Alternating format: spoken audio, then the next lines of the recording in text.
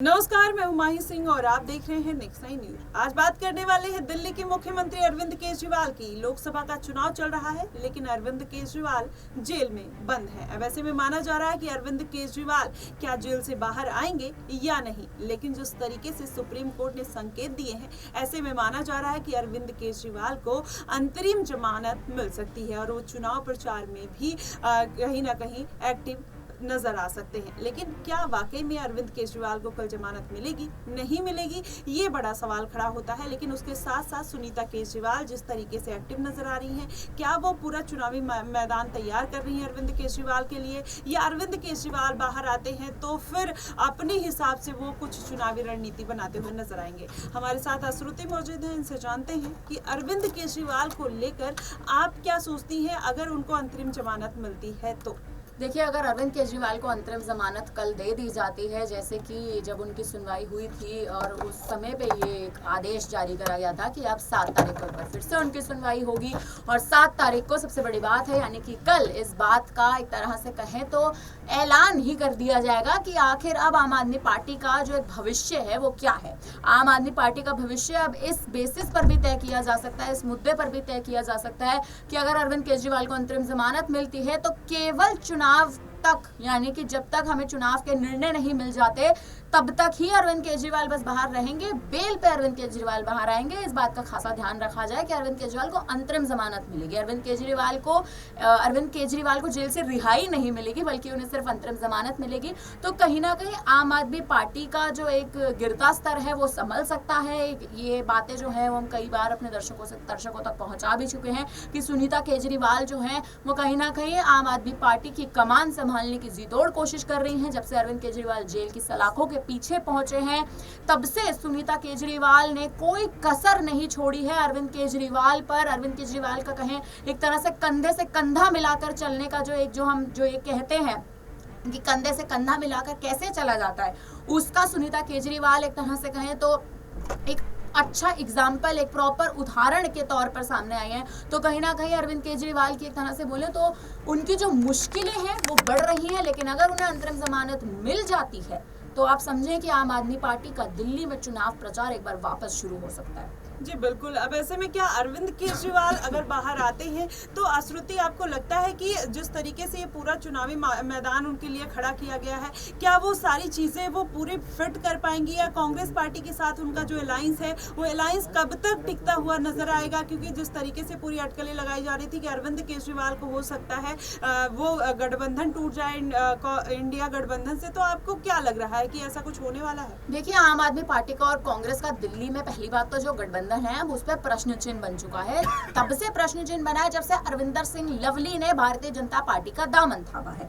न केवल अरविंदर सिंह लवली बल्कि कांग्रेस के विधायक जो कांग्रेस से एक तरह से कहें तो कांग्रेस से उन्होंने एक अपना इस्तीफा दे दिया था, नायब सिंह और नसीब सिंह की हम बात कर रहे हैं। जब से वो दोनों भी यहाँ से कांग्रेस पार्टी को एक तरह से अलविदा कह के गए हैं, अलविदा कहने के बाद ही मात्र आप समझे कुछ घंटों के बाद ही उन्होंने आम आदमी पार्टी पर एक तरह से कहें तो वो आग बबूला हो उठे। अरविंद केजरीवाल पर उन्होंने आरोप प्रत्यारोप का दौर शुरू कर दिया, आरोप प्रत्यारोप का सिलसिला शुरू कर दिया। अगर इतना कुछ हो रहा है तो क्या आपको लगता है आम आदमी पार्टी और कांग्रेस का कोई गठबंधन है?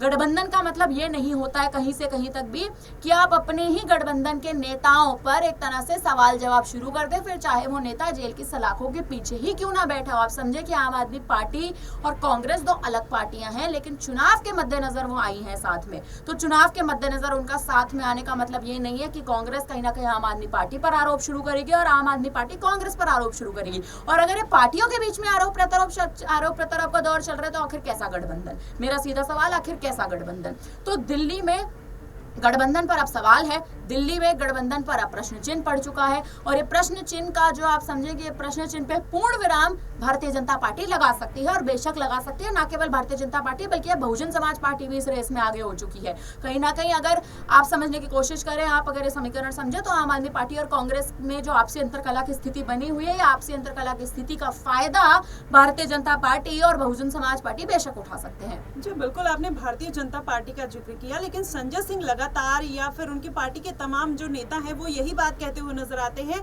कि भारतीय जनता पार्टी की तानाशाही चल रही है, चाहे वो ईडी के माध्यम से हो, सीबीआई के माध्यम से। तो आपको क्या लगता है कि इसके पीछे भाजपा का कितना हाथ हो सकता है, चाहे अरविंद केजरीवाल, संजय सिंह, मनीष सिसोदिया की गिरफ्तारी को लेकर? देखिए, अगर हम तानाशाही की बात करें तो माफ करिएगा, तानाशाही एक ऐसा शब्द है कि जब हम ऐसे शब्दों को पार्टियों के स्तर पर इस्तेमाल करते हैं तो तानाशाही का सीधा सीधा मतलब होता है गुंडा राज। और गुंडा राज कहीं से कहीं तक भी मुझे नहीं लगता कि भारतीय जनता पार्टी लगाने की कोशिश कर रही है। और अगर आप 1% को ये भी बोलें कि गुंडा राज भारतीय जनता पार्टी, या इस तरह से बोले कि भारतीय जनता पार्टी अपना एक फोर्स चलाने की कोशिश कर रही है लोकसभा चुनाव से पहले, तो मेरा ये सवाल है कि आखिर इसमें गलत क्या है। गलत क्योंकि इसमें ये नहीं है कि पहली बात तो ये कि अगर ईडी ने अरविंद केजरीवाल को समन जारी किए थे तो आखिर अरविंद केजरीवाल पेश क्यों नहीं हुए ईडी के सामने? अरविंद केजरीवाल ने अपने ही पैर पे आखिर कुल्हाड़ी क्यों मारी? सीधा सवाल। दूसरा सवाल, अगर अरविंद केजरीवाल को अपने पैर पे कुल्हाड़ी मारनी ही थी और अगर अरविंद केजरीवाल इस बात को लेकर एक स्पष्ट अपने दिमाग में थे कि मैं ईडी के सामने पेश नहीं होऊंगा, तो आखिर वो ईडी पर बयान भी क्यों दे रहे थे? आखिर उन्होंने ईडी के सामने ये ऑप्शन या कहें कि एक ये माध्यम भी क्यों रखा कि मैं वीडियो कॉन्फ्रेंसिंग के जरिए आपके सामने पेश हो जाता हूँ? क्या आप डर रहे थे? सीधा सवाल, क्या आप डर रहे थे? अगर आप ईडी के सामने पेश होने से डर रहे थे तो फिर आप इसे तानाशाही कैसे कह सकते हैं? फिर आप इसको गुंडा राज कैसे कह सकते हैं? गुंडा राज और तानाशाही जैसे जो शब्द हैं वो तब इस्तेमाल होते हैं जब आप आतंकवाद की बात करें, जब आप एक तरह से कहें तो केंद्र स्तर पर आतंकवाद की बात करें। कहीं से कहीं तक भी मुझे ये नहीं लगता कि ये गलत है। हाँ, चुनाव से पहले अरविंद केजरीवाल की गिरफ्तारी होना, इस पर आप जरूर सवाल कर सकते हैं कि आखिर अरविंद केजरीवाल की चुनाव से पहले क्यों गिरफ्तारी हुई है। एक तरह से आप ये भी समझे कि चुनाव है, प्रचार होना है, आम आदमी पार्टी का चुनाव प्रचार थम रखा है क्योंकि आम आदमी पार्टी के मुख्य चेहरे ही जमीन पर मौजूद नहीं है। तो जब तक अरविंद केजरीवाल जमीन पर मौजूद नहीं होंगे तो आखिर आम आदमी पार्टी की कमान संभालेगा कौन? हालांकि कहीं ना कहीं आम आदमी पार्टी को भी एक तरह से कहे तो उनके खेमे में भी इस बात का जिक्र जरूर था कि जिस तरह से आप समझें कि मनीष सिसोदिया जो जेल में इस समय अभी भी बंद है, संजय सिंह को तो खैर अब रिहाई मिल चुकी है, तो अरविंद केजरीवाल को इस बात का जरूर उन्हें डर था कि अगला नंबर उनका हो सकता है। तो जब ईडी उन्हें समन जारी कर दी थी तो उन्हें पहले या दूसरे समन में ईडी के सामने पेश हो जाना चाहिए था। उनका ना पेश होना ही सबसे बड़ी सवालों की कड़ी उनके लिए बुनता है। जी बिल्कुल, जिस तरीके से आपने पूरा जानकारी दी वो कहीं ना कहीं बहुत महत्वपूर्ण है कि अरविंद केजरीवाल ने वाकई में सम्मन को जिस तरीके से इग्नोर किया, कहीं ना कहीं उनके ही गले की वो फांस बनते हुए नजर आया। लेकिन आप ये देख लीजिए, संजय सिंह या उनकी तमाम पार्टी के नेता जिस तरीके से बीजेपी के ऊपर इल्जाम लगाते हैं वो कहीं ना कहीं बीजेपी के ऊपर भी सवाल खड़ा करता है। पहले आप ये वीडियो देखिए किस तरीके से संजय सिंह बीजेपी को तानाशाह बुलाते हुए नजर आते हैं। जनता लड़ रही है दिल्ली में भी और देश में भी, और दिल्ली की जनता का एक सबसे बड़ा मुद्दा है उनके बेटे को, उनके भाई को, दिल्ली के बेटे को जिसने बिजली, पानी, शिक्षा, चिकित्सा, बुजुर्गों की तीर्थ यात्रा से लेकर माताओं बहनों के लिए बस की फ्री यात्रा तक का इंतजाम किया, उसको जेल में डाल दिया गया है। तो लोग तो मन बना चुके हैं कि जेल का जवाब हम वोट से देंगे। एक ऐसा मुख्यमंत्री जो दिन रात समर्पित भाव से दिल्ली के लोगों की सेवा कर रहा था, उसको आपने पकड़ के जेल में डाल दिया। इसको लेके लोगों में गुस्सा है, आक्रोश है, और जेल का जवाब जनता वोट से देगी।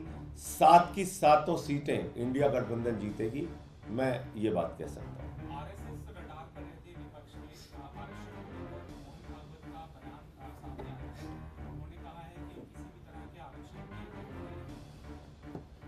देखिए,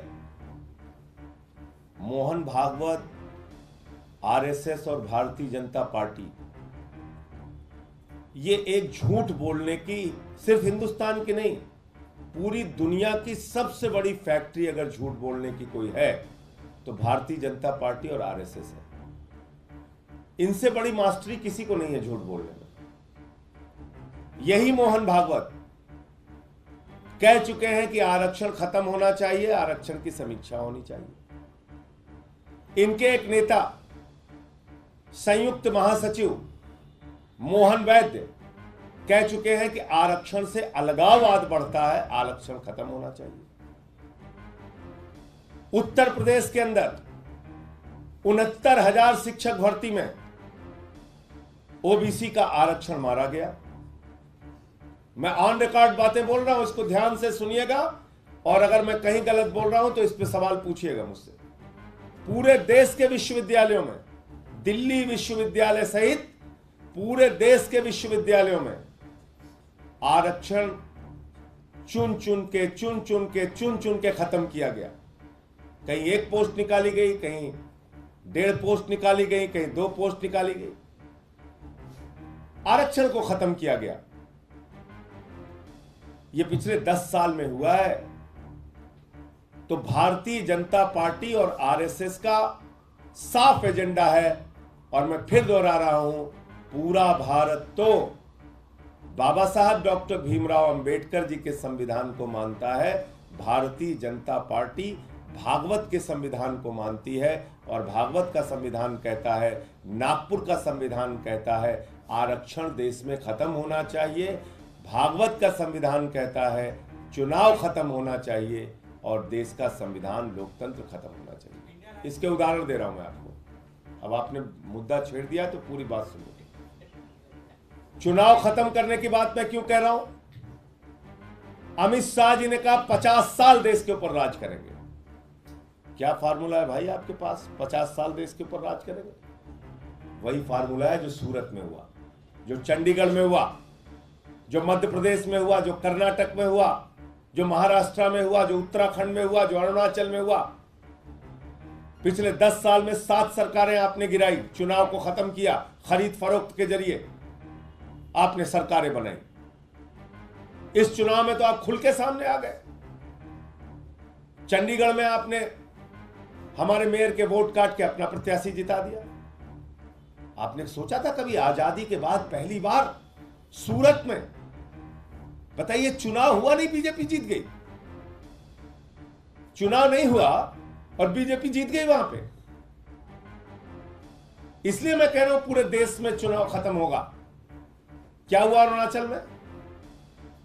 आपको पता है 10 विधायक भारतीय जनता पार्टी के वहां जीत गए। पता नहीं मीडिया ने कितनी रिपोर्टिंग की इसकी। बगैर चुनाव के 10 बीजेपी के विधायक जीत गए अरुणाचल में। कैसे जीत गए बताइए आप? दिल्ली के अंदर जहां पे एक दलित के बेटे को मेयर बनना था, चुनाव आपने कैंसिल कर दिया। इसलिए मैं कह रहा हूं ये 2024 का चुनाव अंतिम चुनाव है। इस देश के 145 करोड़ लोगों से अपील कर रहा हूं, भारत के संविधान को बचाने के लिए, आरक्षण को बचाने के लिए और अपने वोट को बचाने के लिए वोट कीजिए। इसके बाद आपको वोट देने का मौका नहीं मिलेगा, क्योंकि अमित शाह तो कह चुके हैं 50 साल राज करेंगे इस देश पे। और आरक्षण के विरोध में तो हमेशा से भाजपा रही है। याद होगा आपको, वीपी सिंह जी का मंडल आया था तो कमंडल लेके निकल पड़े थे। उस समय विरोध किया था इन्होंने, खुलेआम विरोध किया था। तो ये तो आरक्षण के विरोधी लोग हैं, इनका जन्म हुआ आरक्षण के। तो देखा आपने किस तरीके से संजय सिंह ने बीजेपी को तानाशाह करार दिया है। उनका ये साफ तौर पर मानना है कि बीजेपी ये सब कुछ जानबूझ के कर रही है। अब ऐसे में बीजेपी कहीं ना कहीं क्लीन स्वीप करते हुए नजर आती है दिल्ली में, और अभी तक दिल्ली की सीटों पर अभी बीजेपी काबिज नहीं हो पाई है। तो ऐसे में देखना होगा कि इस लोकसभा चुनाव में केजरीवाल के जेल जाने से बीजेपी को कितना फायदा होता हुआ नजर आ सकता है। आप हमें कमेंट बॉक्स में जरूर बताइएगा कि बीजेपी इस बार जीतेगी दिल्ली में या हारेगी। फिलहाल के लिए बस इतना ही। देश और दुनिया की तमाम खबरों के लिए हमारे साथ बने रहिए नेक्स्ट 9 न्यूज़।